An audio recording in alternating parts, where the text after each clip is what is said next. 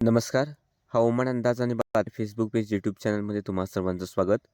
आज 21 एप्रिल पाहूयात येत्या 24 तासात राज्यातील हवामान कसे राहील. काल बरेचसे मॉडेल पश्चिम महाराष्ट्रात बऱ्यापैकी पाऊस दाखवत होते, पण प्रत्यक्षात पश्चिम महाराष्ट्रात एक दुसऱ्या ठिकाणीच थोडासा वाईच्या आसपास, थोडासा इकडे पुण्याच्या दक्षिण भागाच्या आसपास थोडासाच पाऊस झाला किंवा पुण्याच्या शिरूरच्या आसपासही पाऊस झाला.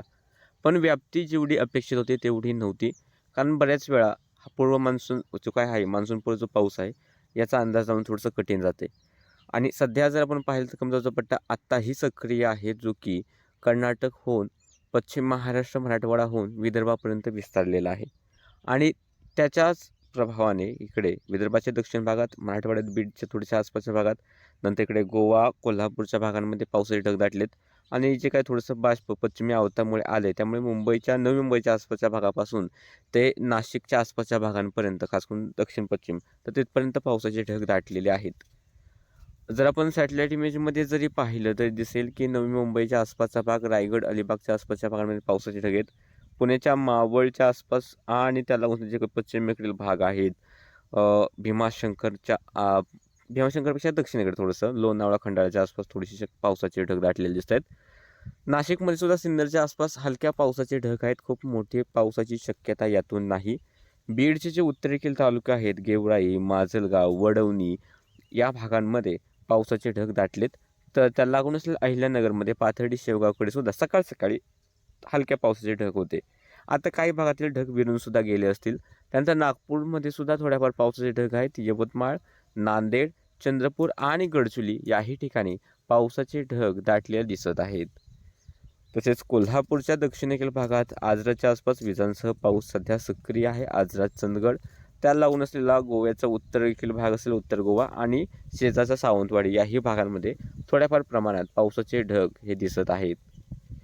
येत्या 24 तासातील अंदाज पाहूयात. अंदाज बदलू शकतो, कारण मॉडेल जो अंदाज दाखवतात, बऱ्यापैकी मॉडेल तोच आपण अंदाज देत असतो. तर सध्या असं दिसतंय, सिंधुदुर्ग, गोवा, कोल्हापूर, बेळगावचा भाग आहे. पाऊस आता जो सक्रिय आहे तो राहील सक्रिय. मेघगर्जनेने पाऊस होण्याची शक्यता आहे. त्यानंतर दुपारनंतर ते रात्री उशिरा पुणे, साताऱ्याचे काही भाग असतील, सांगली, सोलापूर, अहिल्यानगर, बीड याही ठिकाणी, किंवा लातूर, नांदेड, यवतमाळ, चंद्रपूर, गडचिरोली या दक्षिणेकडील भागांमध्ये सार्वत्रिक नाही, मात्र एक दुसऱ्या भागामध्ये मेघगर्जना आणि पाऊस होण्याची शक्यता दिसत आहे. सध्याही या ठिकाणी पाऊस चालू आहे, तो सुद्धा यामध्ये आपण धरू शकतो.